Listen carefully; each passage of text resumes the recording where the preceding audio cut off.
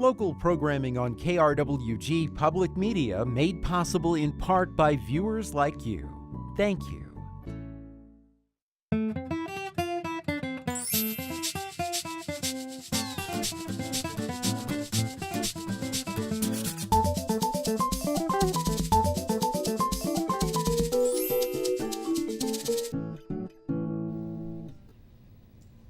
Welcome to Fronteras, A Changing America. I'm Michael Hernandez.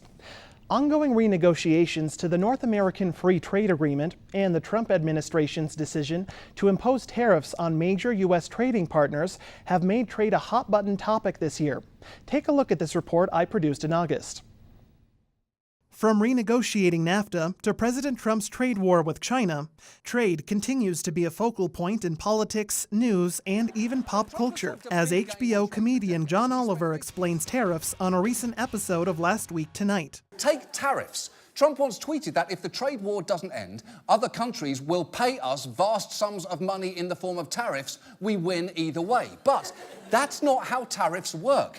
Tariffs are taxes designed to make foreign goods more expensive, therefore making domestic products more appealing. Other countries don't pay us tariffs. Importers here do when they receive the goods, and they usually pass that cost along to the consumer. So when Trump imposes a tariff on an item, you are probably going to pay more for it. Citing unfair trade practices and intellectual property theft from China, President Trump began imposing 25% tariffs on $50 billion in Chinese goods in July and proposed tariffs on another $200 billion worth of Chinese imports. China, Canada, Mexico, and the EU have retaliated with their own tariffs on U.S. agriculture, causing the Trump administration to provide $12 billion in emergency aid to farmers caught in the crossfire. Trump's tariffs of 25% on steel and 10% on aluminum have the automotive industry concerned as well. A July 2018 report by the Center for Automotive Research estimates the tariffs would raise the average price of a car sold in the U.S. between $980 and $4,400. During a July visit to an Illinois steel mill reopening, President Trump claimed his steel and aluminum tariffs are helping bring back lost jobs and rebalancing unfair trade policies. Our trade deficit ballooned to $817 billion. Think of that. We lost $817 billion a year over the last number of years in trade. In other words, if we didn't trade, we'd save a hell of a lot of money.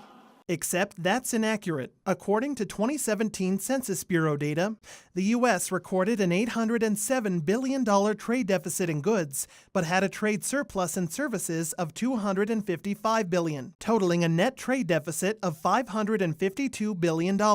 That means the U.S. has imported $552 billion more than it's exported, which isn't necessarily an economic negative. Political and economic leaders from the U.S. and Mexico met at a recent border summit in El Paso to discuss international trade, including changes to the North American Free Trade Agreement. The summit's keynote speaker, former Mexican President Ernesto Zedillo, says NAFTA has been positive overall for the three participating countries. Trade can be disruptive, and sometimes in the process of opening up economies, some people will be affected.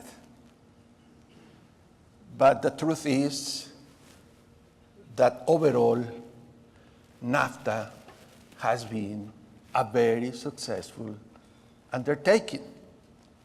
Certainly for my own country, certainly for Canada, and I would claim strongly that certainly also for the United States. Because thanks to NAFTA, many American companies became globally competitive. President Trump has claimed on Twitter both that, quote, tariffs are the greatest, and that, quote, trade wars are good and easy to win. Former U.S. Ambassador to Mexico, James Jones, disagrees with that assessment. I think we have to be very, very careful and not just willy-nilly put tariffs on because we think that will punish somebody else. And I think President Trump has not done that correctly. Clearly tariffs have a role to play, but it has to be done very selectively. Regionally, trade makes up a large portion of the borderplex economy due to the Santa Teresa port of entry along New Mexico's southern border. An August 2018 report by the Hunt Institute for Global Competitiveness at UTEP cites Santa Teresa exported $10.4 billion in goods in 2017, while importing $12.4 billion worth. Executive Director Patrick Schaefer says most of that trade is computer-related machinery and parts from the Foxconn plant in Ciudad Juarez. And these computer-related parts and machinery that we're seeing in that going through that port of entry, import and export, are not really produced in New Mexico or Doñana County. So the port of entry is in many ways, supporting that maquila of Foxconn to send the goods into the United States. But again, our region is not really capturing many of the value-added opportunities that we could have. Schaefer says those opportunities include taking advantage of cross-border energy flows and diversifying industrialization. While NAFTA has been critical to the Paso del Norte region, Schaefer says its uncertain future is having some impact on economic investment and social conditions. Regardless of what happens next with NAFTA and Trump's tariffs, trade is a complex issue that requires more research than this story or John Oliver can dedicate in a half hour. For KRWG Public Media, I'm Michael Hernandez. Joining me today to talk about the state of trade in southern New Mexico, specifically the Santa Teresa region, is Patrick Schaefer, Executive Director of the Hunt Institute for Global Competitiveness at the University of Texas at El Paso. Patrick, thanks for joining us on the show. Thank you for having me. Your institute published a report in August about the Santa Teresa region along the southern New Mexico-Texas border. As a Texas organization, what was your goal in putting together a report about a New Mexico trade corridor?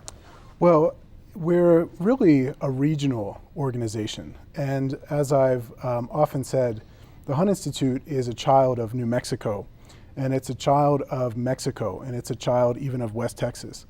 And the whole purpose behind the work that we do there arises out of my time in New Mexico as a student, as a citizen, as a worker. And it particularly arises out of my experience up north and in Albuquerque and Santa Fe of the need to understand this region better at a regional level.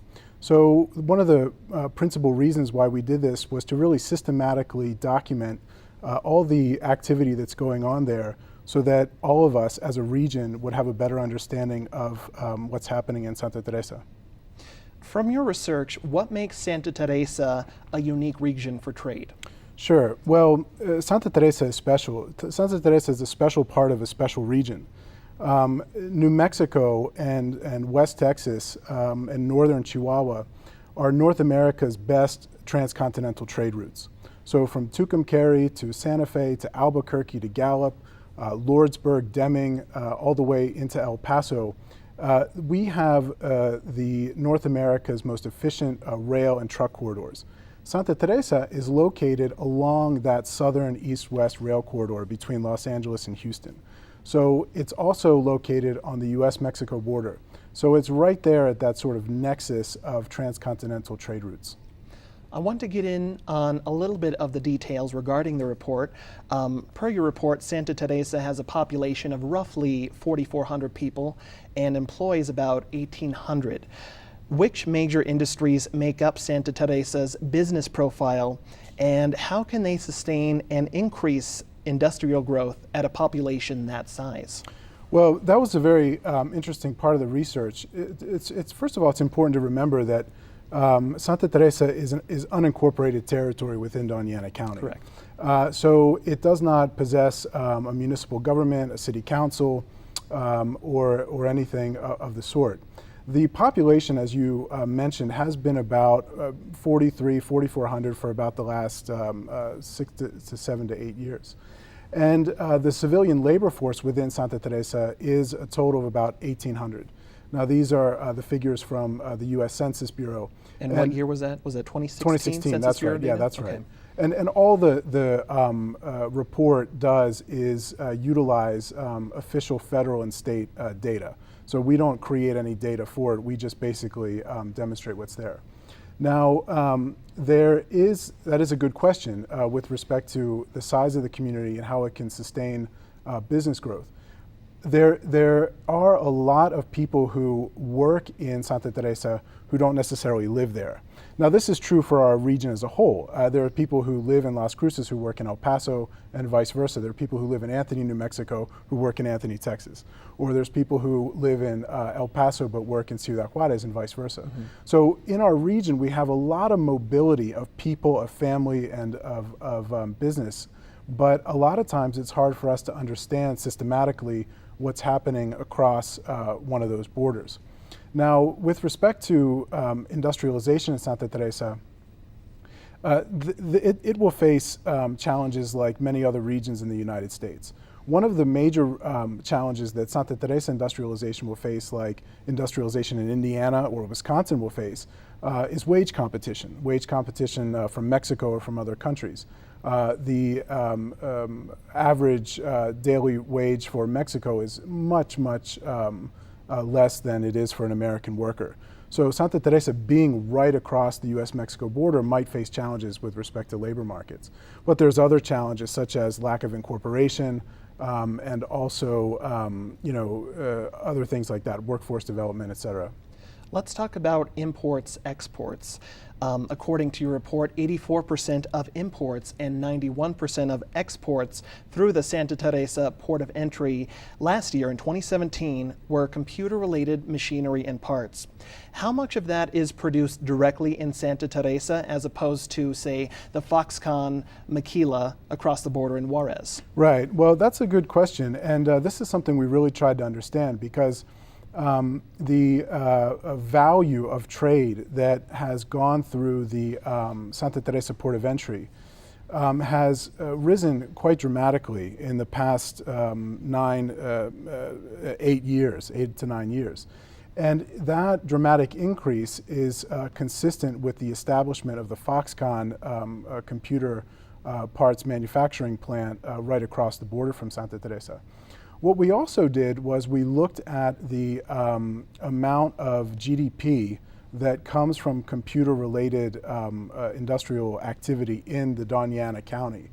And it doesn't really approach anything near to a combined 18, 19, 20 billion dollars of total trade value in that through that port of entry. It was 23 billion imports and exports right. per your report. That's for right. 2017. Total trade, yeah. Total trade value. That's right. not just machinery and computers. That's everything. That's right. And in our report, we show the other kinds of commodities that go through that port, except for computer-related machinery and parts. One of the other leading trade commodities that goes through there is livestock, because Santa Teresa has this cattle crossing facility. It's very interesting on the U.S.-Mexico border that no other region really has. But that amount of goods is minimal compared to the amount of computer-related machinery and parts that are going through. The other thing we did to find out how much computer-related manufacturing was going on in Doña County in Santa Teresa, we looked at gross receipts tax revenue from the state of New Mexico. And we saw the amount of industrial activity that was going on in the region based on gross receipts tax. But that was not divisible by industry type. So we can only really look at the GDP for the whole county for computer-related parts. I think it was about 60 million a year. How would you say that Santa Teresa stacks up to cities like nearby Sunland Park, El Paso, Las Cruces, even Albuquerque in terms of manufacturing output? Yes, well, this is a really important thing to I think, consider when looking at our region. Because if you take something, like when I was studying mathematics as an undergraduate in Santa Fe, and it's very important to understand something by itself, but also in comparison to other entities. So you have a sense of its proportion, a sense of its size. And the other reason that we looked at Albuquerque and Sunland Park and El Paso was because we wanted Albuquerque to understand what's happening here and Las Cruces to understand what's happening here and to understand the relative value and sizes that were at stake. Santa Teresa, its industrial output is not as high as El Paso, for example. So, it is, I think, trying to build an industrial base, but there are other cities around us that have more industrial activity than that community. What would you say are some strategies that Santa Teresa is employing in order to expand infrastructure growth in terms of utilities, energy, telecommunications, and transportation? We talk about roads, we talk about rail. Can you expand on some of that? Well, it's hard to answer that question because I'm not really sure who Santa Teresa is. If you mean the county, who is the principal governmental entity that regulates Santa Teresa, I think that they're doing work to strengthen the road networks, particularly Highway 136, as well as efforts to expand access to, as you said, telecommunications and even the infrastructure for water. The state of New Mexico has been investing in Santa Teresa as well, and in our report we discussed that. But I think that that's going back to that question, because there's no municipal body there. It's hard to say who is Santa Teresa. Well, can you answer this for me? If we're not sure who Santa Teresa is, can you explain what assets or major advantages Santa Teresa has that other trade destinations don't? Well, Santa Teresa right now has a lot of open land that other places do not, particularly El Paso and Ciudad Juarez. As trade between the United States and Mexico, in particular between Chihuahua and Texas, Chihuahua and New Mexico, has grown over the last 120 years since the arrival of the railroad from Mexico City up to Juarez about 120 years ago. The community has been growing significantly. The urbanization has been becoming more and more dense. So when you look at a place that is along that Los Angeles-Houston corridor, that's just outside of the El Paso-Juarez nexus, you have Santa Teresa, and you have a lot of land to expand. So, for example, the investment of the intermodal rail facility, the Santa Teresa intermodal ramp, was a very good example of a strategic decision to take advantage of a lot of open land so that Union Pacific could really capture a lot of value along that trade corridor and not have to worry about competing with other interest within a dense municipal area. What is Santa Teresa doing right in order to attract businesses? Are there certain tax incentives that are available specifically for Santa Teresa in order to attract those businesses, or LIDA funding, for example? Well, again, I don't know, like when you say what Santa Teresa is doing, but I can tell you that there are a series of interesting tax incentives at the state level. Because again, Santa Teresa is not a city, so it can't really act as a municipality. But Santa Teresa is benefiting from a lot of tax incentives at the state level. One of those is very interesting.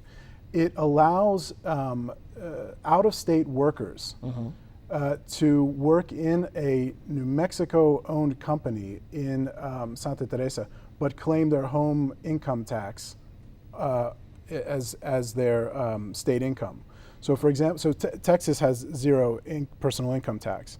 So if you are a Texan and you work in Santa Teresa every day, you can avoid paying New Mexico income tax. There's other incentives with respect to Santa Teresa, primarily, as I just mentioned, with the Santa Teresa intermodal ramp.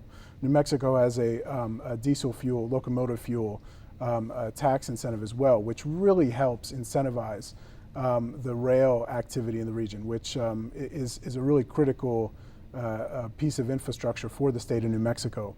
And then there's some other ones, such as promoting customs brokers and freight forwarders.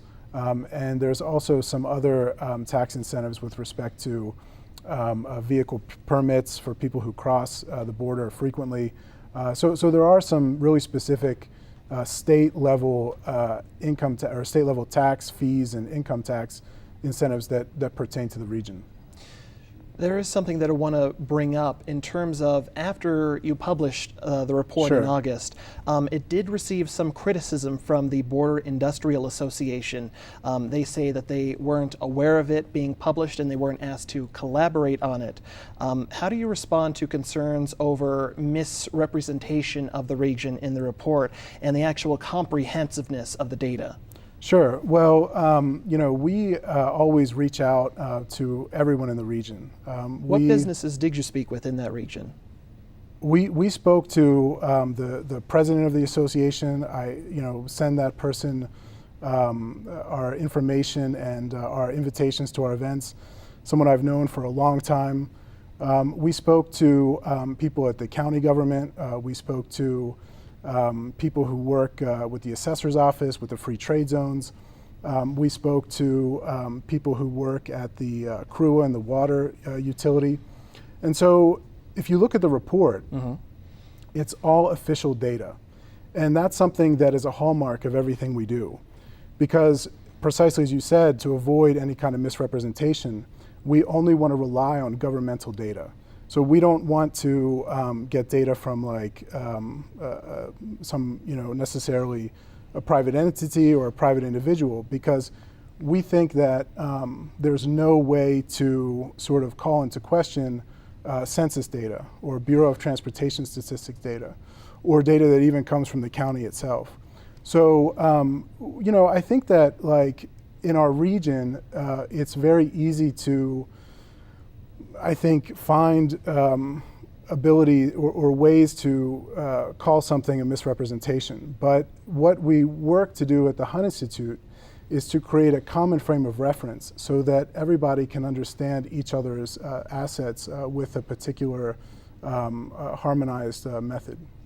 And I think that some of the issue from the Border Industrial Association that they did mention in a couple op-eds was the fact that some of that data is cites, say, data from 2012, as opposed to say, it's just from 6 years ago. It's not as current as I'm not sure if it's as current as it could be. So if you look at the report, it's 100 pages of data. I did. Okay.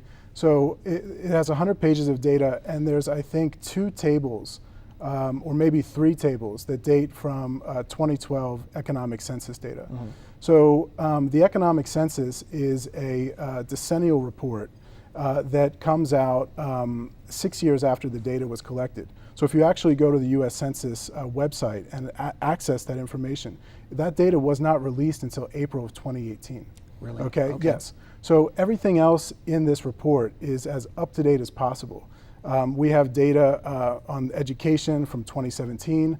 We have up to date data on trade and commodity flows up to 2015. We have data on the airport in Doñana County up to the end of 2017.